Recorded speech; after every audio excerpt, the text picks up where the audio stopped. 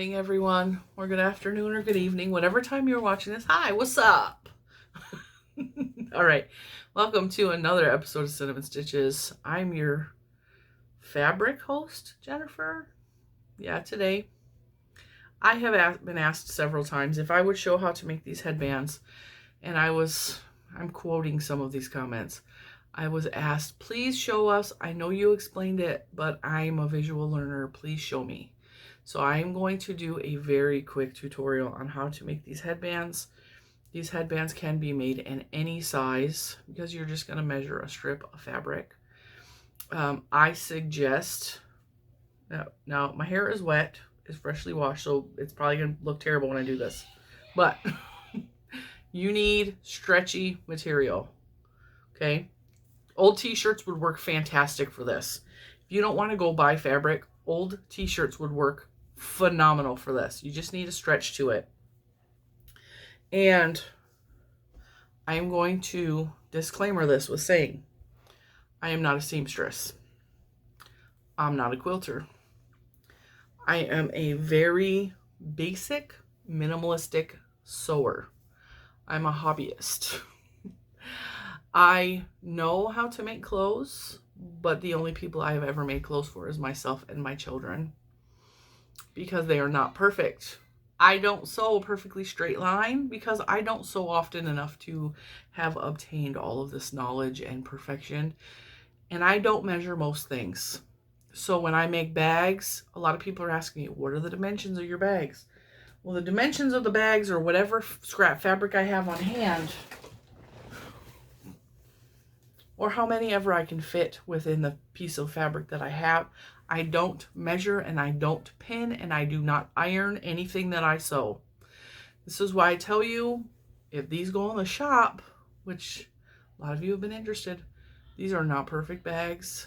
These are not measured. There's not going to be a one size. There's not going to be, smaller bags, obviously, I'm going to say it's a sock size bag because you can fit a small skein of yarn in there and the stuff you need to make your sock. You actually fit more than that. Same thing with the headbands, okay? I only measure the headband because people have different size heads. So with that being said, I want you to keep all of that in mind when we're doing this tutorial. This is very basic, very simple. You can also hand sew these if you are comfortable with hand sewing. I used to, because I've not had a machine forever. I haven't. I got my first machine, I think, when Juju was born, and she's 16 now. And I sewed a lot of clothes and baby stuff on it for her. I may have gotten it as a shower gift. Before that, like for my niece Nini, for example, I sewed her a bolster pillow for my sister to use for nursing. I sewed her blankets. I sewed her mats for the floor, and I did it all by hand. So you can absolutely make these sewed by hand. I will show you how to construct it, but I'm not going to show you how to sew it by hand. I'm showing you everything on my machine. And I've also been asked recommendations on sewing machines. I've only ever had a Singer sewing machine. I've had 2 sewing machines in my life. I did not purchase either one of them. I don't know what's on the market.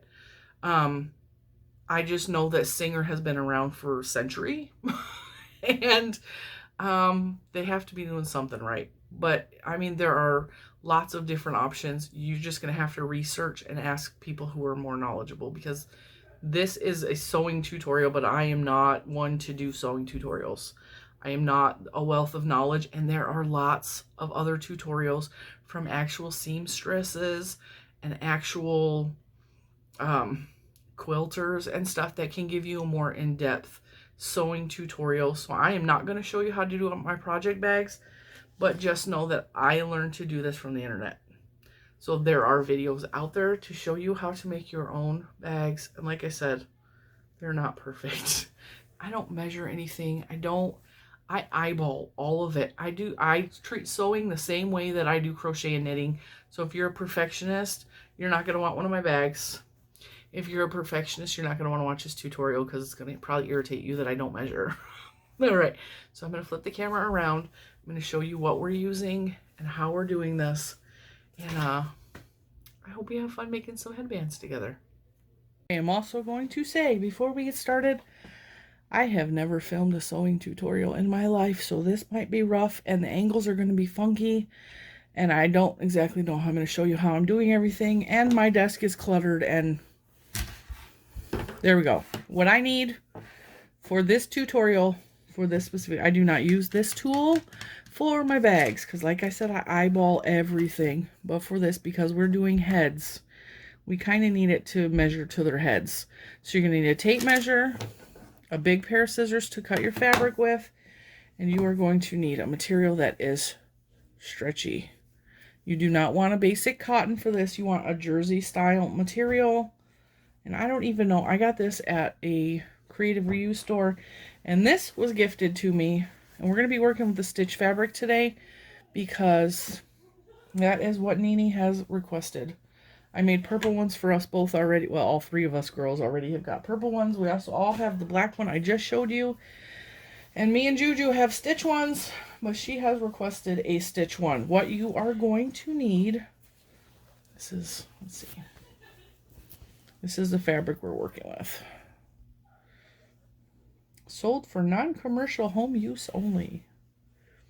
All right, all other uses are prohibited.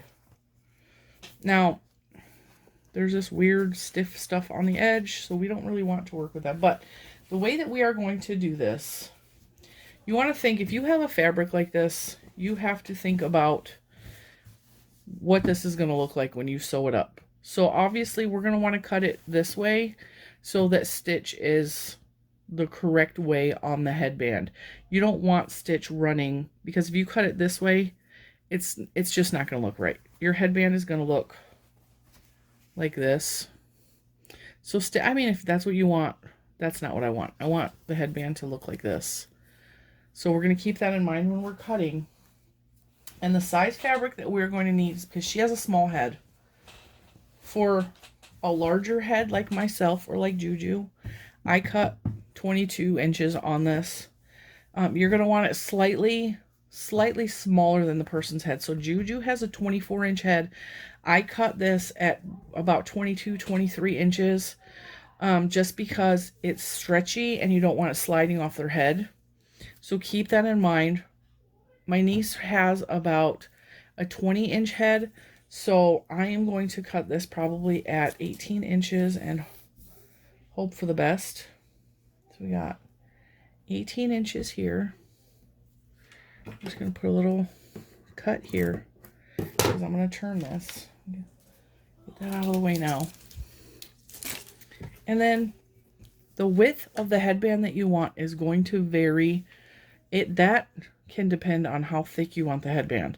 So because we're doing a seam, we're making this into a tube, you're going to want double the width of the headband that you want. So this is a good width for me. This, for an example, is just under 3 inches. So we would want to cut about 6 inches for a 3-inch headband. If you want this to be a wider headband, you can cut it as wide or as narrow as you want it. Like I said, I'm showing you guys measuring, but I don't measure anything. I just eyeball it and I go from there. It's just how we do. Okay. I don't care if these cuts are perfectly straight because we're sewing it closed. None of these edges are going to show. It doesn't have to be perfect. As long as it's semi-straight. I mean, if you're cutting to where one end is 6 inches and the other end is 4 inches, then you got a problem. But you just kind of want it semi-straight. And with this stretchy material, it's hard to cut anyway because it stretches on itself. Now, this is the easy part. We're just going to fold it so that the right sides, the printed side, is together. Okay? See, that's pretty straight. Doesn't have to be perfect. And no, we're not ironing it. Now we're just going to run a line all the way down this long part. And I'm just using blue thread. It doesn't matter. This is another tip. If you want the stitches to be able to stretch more and not break, you're going to want the length. Let's see if I can tip this up for you. See, I have this area here where it says length of stitches. like a 2, 3, just so that the stitches are longer. It has a less chance of breaking. Now again, this is just tips I picked up on the internet. I could be totally wrong, but that's just how we do. I'm currently tightening my camera so it doesn't flop. Maybe I'm loosening it. Righty tighty, lefty loosey. Okay. All right, now this is where the sewing machine is probably going to get loud. All right, you just line it up. And when you're sewing, these lines right here, that measures how far from the edge of the material to your stitches are. You don't want to run a line right along this edge here. You don't want to do that because you might miss, or it's going to be easier to break there. So what I usually do is I go to the second line here or the third line here just to make sure we have like a good amount there in case I need to repair it or, you know, whatever. And second or third line lined up by this shorter piece because obviously these are not perfect. When you first go, you want to run it forward and then run it backward, and that gives you so it doesn't unravel at those ends.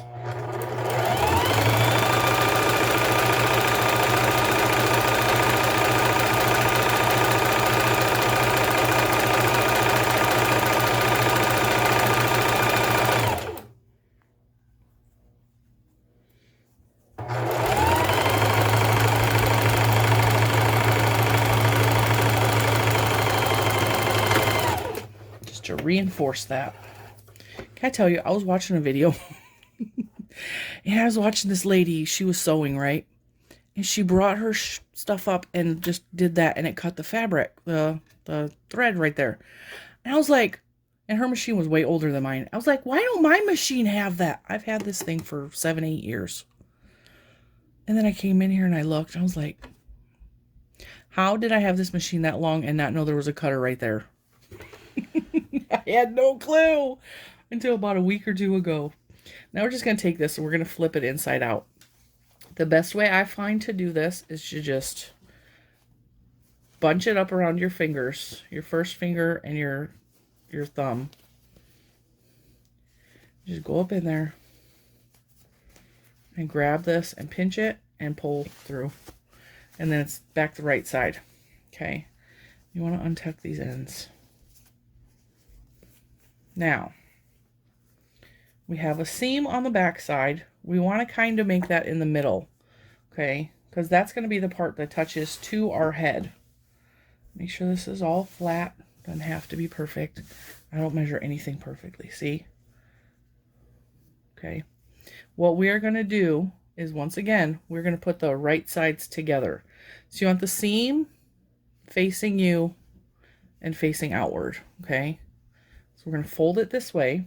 Then what we're going to do, this is so silly, we're going to put it and line up the edges with that center seam. You see how we did that? We just moved it over. Then we're going to fold this one over and around the bottom piece. But this one we're going to fold towards us. Okay. That's what it should look like. I'll show you again, because the first time I saw this, I need to cut that string. That's getting on my nerves. First time I saw this, I had to watch it a couple times because it was confusing. So we're going to fold it seam towards us. Okay. Just fold it in half. And just move this slightly over and line it up with the seam. See how the edge, this edge is lined up with this back seam here.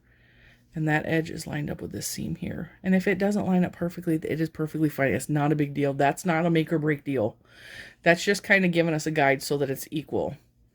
And then you take this front part that's closer to you and fold it around the back to kind of line it up with that seam. And this one right here that's still sticking out, you're going to fold it towards you. Okay.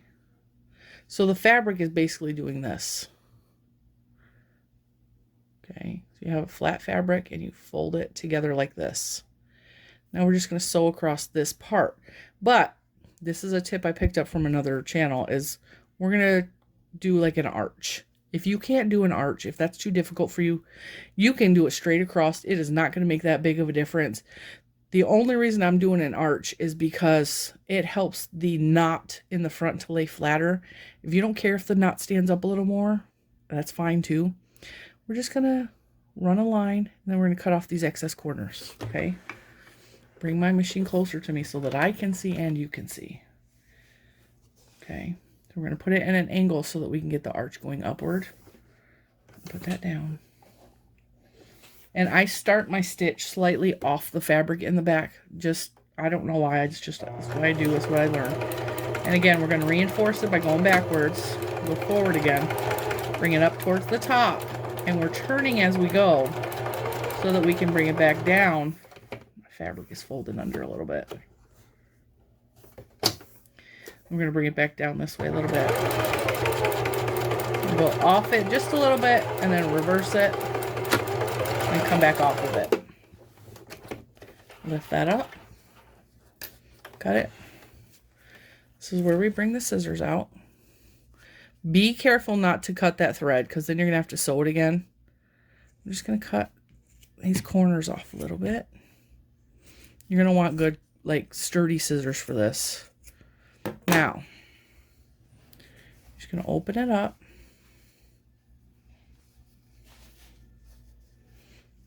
Make sure that seam is on the inside towards where your head would be. And then you have a knotted headband. It is that simple. And then you have a little bit of thread just hanging off. You just want to cut that off.